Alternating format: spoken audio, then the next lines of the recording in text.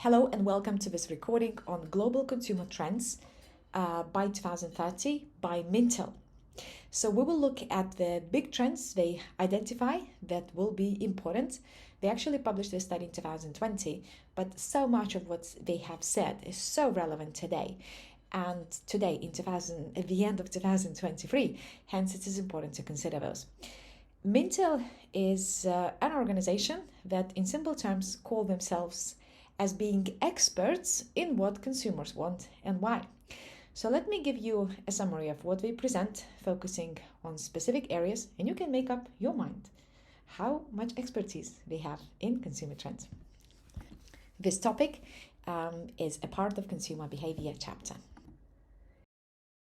Mintel have identified core drivers of consumer behavior, and there are 7 core drivers that particularly stood out, and they said that these drivers will shape global markets over the next 10 years. As I said, it was published in 2020 with a prediction for 10 years. They have identified 7 areas. I have actually highlighted a few of them, 3 out of 7, but I would like to focus a little bit more. If you wanted to find out more about the trends, you can always download the report if you wanted to. I think it's a paid version, but anyway, I'll leave it for you to work it out. You don't have to do it. I just want to present you a summary. So, well-being. People in general seek physical and mental wellness in everything they do, in foods they buy, in medical products they consume, in treatments or services they get, in products they use at home to clean their baths, toilets, products they use to clean their clothes, traveling, being more green, and so forth. So basically it transcends to many different areas. However, this is one of the areas that I would like to speak in a bit more detail. The other area would be surroundings. People want to feel connected to the external environment in general. And you can check this out in more detail on Mintel report. Technology. People want to find solutions through technology in the physical and digital world and how they combine and integrate together. Rights. People want to feel respected, protected, and supported, and we will delve down deeper into this one. Identity. They want to understand and express oneself and one's place in society. What's my purpose? What's my role? What I'm here to accomplish. Value. They want to find tangible, measurable benefits from investments that they make. One of the things that is becoming quite popular is like second-hand market. And finally, experiences. People want to seek and discover stimulation. They feel bored in life, so they want something to stimulate and motivate them to live. First category identified by Mintel in the 7 core drivers that shape the markets and how consumers behave is well-being. It's also perhaps the most important area to consider. Well-being defined as seeking physical and mental wellness. Well-being is no longer about simply wanting to look after oneself in broad terms. Like, I care about my well-being, I want to be healthy and so forth. No, it is about the extremes of a total lifestyle change or commitment to an intense regime. Instead, a holistic approach is becoming more prominent and is a key motivator of consumer behavior, which is underpinned by convenience, transparency, and value. People are becoming more familiar with and questioning products' ingredients that promise previously niche and unheard of solutions. Like you can buy creams where it would help you with like instant wrinkle reduction, perhaps more common, more relevant for women over the age of 30 because of elasticity that is being lost in the skin and so forth. However, people are challenging this. There is also a growing demand for products that enhance life rather than simply make superficial changes.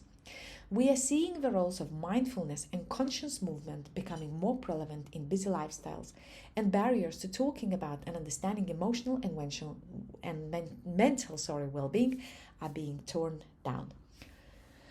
What it means to marketing.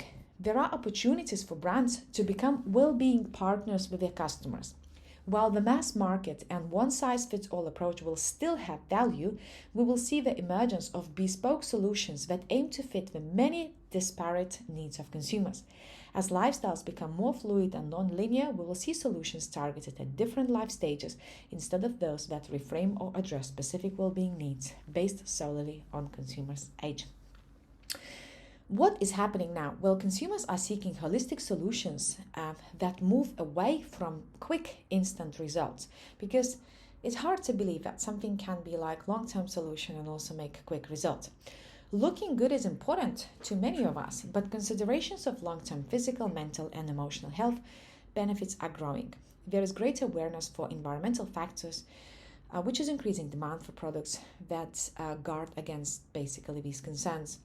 As stress becomes more and more recognized as a key health concern, the emphasis is on brands and organizations to help consumers deal with the causes, or at least not make it worse. Finally, technology in fitness is creating opportunities as people look to maintain health in smaller spaces while also connecting to others.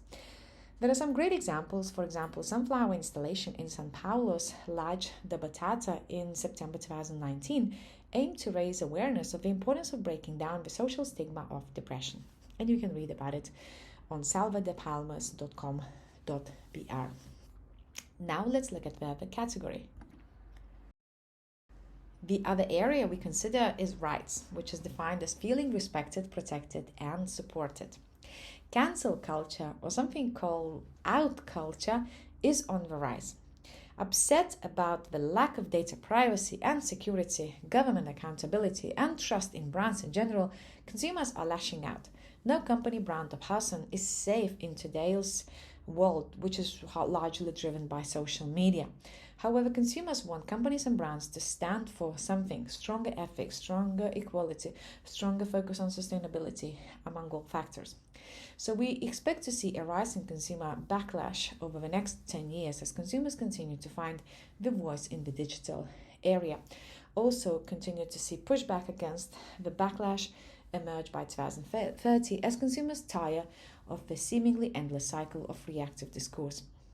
This is what Mintel says. These consumer voices aren't always negative. Consumers want to support causes and brands they believe in, and activism is actually on the rise. In the next slide, I will review like many different social media organizations that set up their groups on Facebook.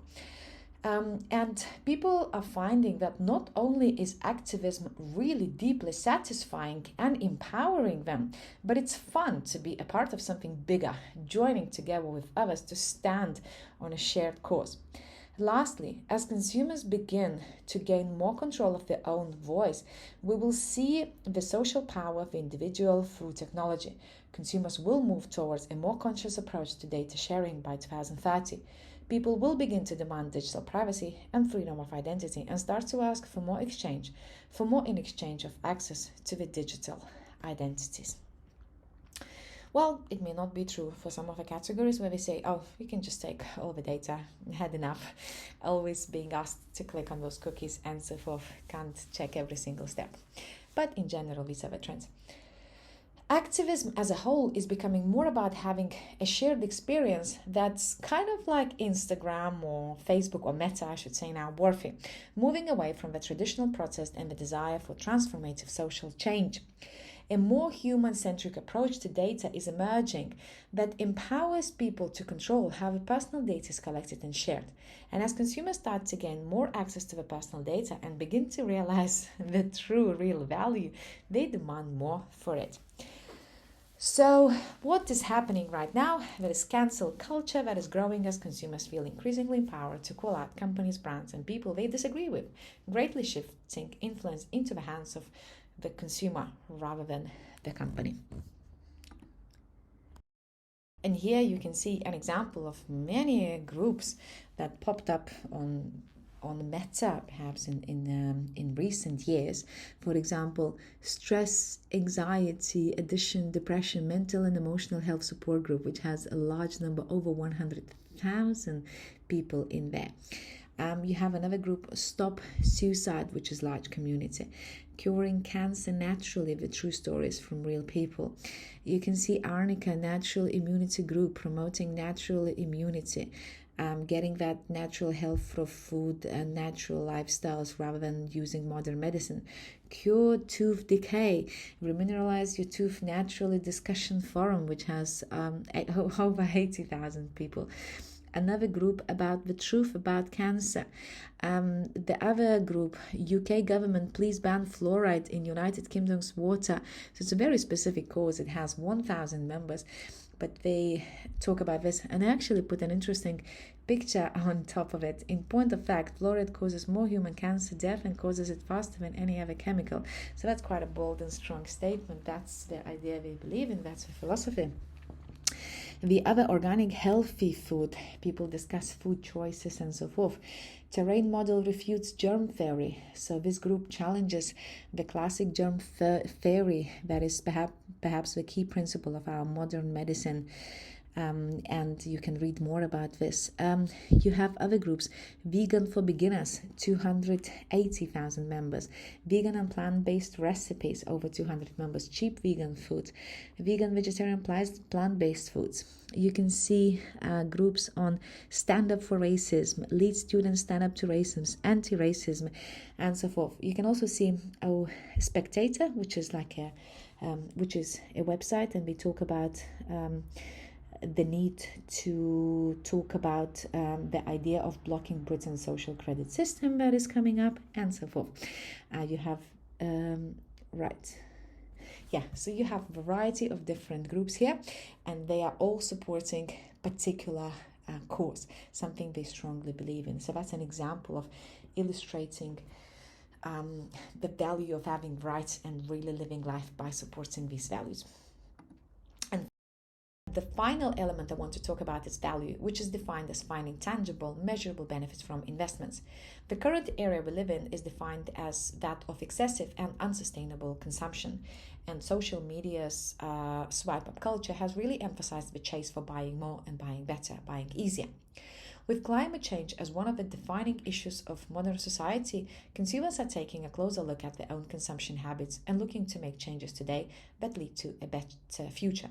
Not all, of course, because some would challenge, the climate change, even whether this exists, but the majority of consumers would be driven to make the changes based on that. So it's never to generalize, but it's just to look at the general trends.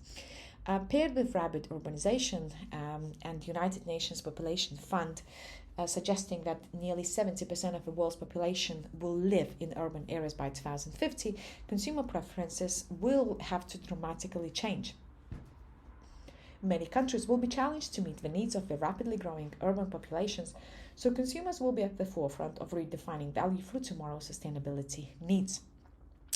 Driven by a desire for more environmental conscious purchases, consumers are in search of more affordable items used, leading to growth in the second-hand economy, such as buying on Facebook or on Meta second-hand things using eBay, vintage apps, charity shops, and so forth. And some go, some have developed quite strong views in terms of what they have to change in their lives to make sure that they are more environmentally sustainable. So people have very different kind of views and values as a result. So the sharing economy is well positioned to help consumers navigate their desire for convenience and more sustainable consumption. And if we take a closer look at consumption habits, we can see it's changing consumer opinion about the value of goods and services.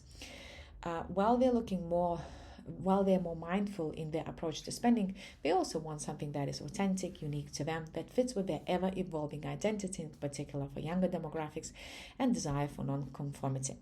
So what's happening right now? Well, consumers are redefining value through the lens of the impact their purchase have on the world, on the future generations, and so forth. And driven by a desire for more environmentally conscious purchases, consumers are in search for more affordable used items, leading to the growth in the second-hand economy, which is growing really strongly.